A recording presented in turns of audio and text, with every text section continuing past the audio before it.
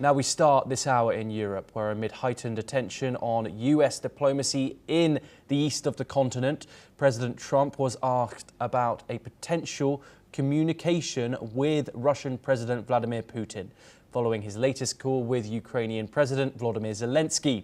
Here is what the US president stated on the issue. Questions for you. First, after your phone call with Ukrainian President Zelensky today, do you plan to speak with Russia's President Putin in the near future? What? If you will speak with President Putin in the near future. I will be, yeah, I will be. We're having a very good dialogue. Meanwhile, Kremlin spokesman Dmitry Peskov said no preparations are underway for a Trump-Putin talk, but one could be arranged quickly. He added that Western nations cannot guarantee Ukraine's security in a way that would be acceptable to Russia. Meanwhile, after meeting Ukrainian President Zelensky in France, EU Chief Ursula von der Leyen held a phone conversation with Indian Prime Minister Narendra Modi, stating that India has a key role in ending Russia's war in Ukraine and welcomed his continued engagement. Following the meeting, the Dutch foreign minister said leaders had finalized military plans and committed to providing security guarantees for Ukraine. Let's listen in to the Dutch foreign minister. Nou, ik denk dat er vandaag een belangrijke stap is gezet doordat de uitwerking van de militaire plannen is gereed. En dat er vandaag een politiek commitment van eigenlijk iedereen is gekomen om die veiligheidsgaranties ook af te geven. En dat is denk ik belangrijk. In de tweede plaats is er ook nog een keer gezegd dat het ontzettend belangrijk is dat de druk op Rusland blijft. En dat we ondertussen ook vol Oekraïne blijven steunen. Want uiteindelijk de beste veiligheidsgarantie is een sterk Oekraïns leger. En over beide onderwerpen, die veiligheidsgaranties en als het gaat om druk op Rusland, daarna ook gesproken met president Trump in een wat kleiner gezelschap. En is er ook afgesproken dat we het verder uitwerken en dus ook de support van Amerika. Now, there are reports that the United States is planning to phase out some security assistance to European countries near Russia's border, in line with President Trump's America First policy. This comes as tensions remain high in the region. In Ukraine, a Russian attack has reportedly killed 2 deminers working with the Danish Refugee Council.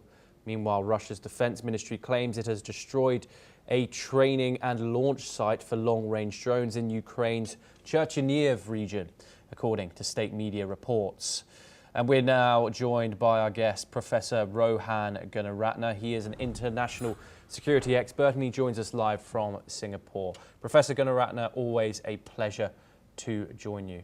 How do you analyse this balancing act that European powers seem to be attempting to grapple with, of appeasing both the United States and aligning with its America First policy and, of course, pleasing that one man, Donald Trump, but also putting pressure on Moscow and having this staunch stance in line with Kiev and President Zelensky?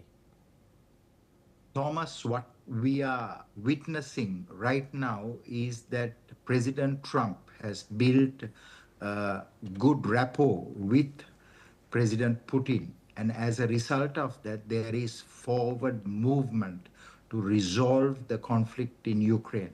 And for this, the European governments, they have decided to work with President Trump. Not all of them like President Trump, but at the same time, there's no other leader in the West who can work with the Russians. Zelensky himself understands this, and what we are witnessing is that there will be a dialogue, a discussion between the United States and Russia where they will bring in Zelensky. So this will be the next step. It's a direct result of the talks that Trump and Putin had in Alaska, and we will see greater participation of the European powers in that meeting, because if the Russian threat escalates, we will witness a war between Europe and Russia. So this is a positive movement for the world, and it is something that every country should praise and support. Indeed, Professor Gunaratne. Obviously, what's central to these negotiations seem to be territory, of course, and security guarantees. The Russians have said that they do not agree with European boots on the ground or any sort of Western security guarantees or troops in Ukraine. Do you see the pendulum swinging the other way at all? Do you see Moscow budging on this? Or do you think we are just going to have this continue and continue as we have seen during Donald Trump's presidency and over the past 2 years before that? Russia attacked Ukraine because there was deepening of Western influence and Western ties in Ukraine. Russia do not want Ukraine to be a staging pad to attack Russia, and also Russia doesn't want a heavy buildup of Western presence in Ukraine, because Ukraine was previously a part that was under Russian control. So what we are going to see is that the Russians insisting that NATO and Western forces do not have a presence on Ukrainian soil. So there should be an arrangement, and there will be an arrangement where Ukraine's security will be guaranteed, but not with the presence of Western troops, European troops on Ukrainian soil. So they will have to be very creative in the negotiated settlement that is going to come into place. And this will be discussed when Moscow hosts the next summit where Trump and Zelensky will participate. Well, yes, Professor Gunaratne. We will, of course, keep you updated on the ongoing Russia-Ukraine war as we get those updates in. Professor Gunaratne, do stay with us as we move on to our next story.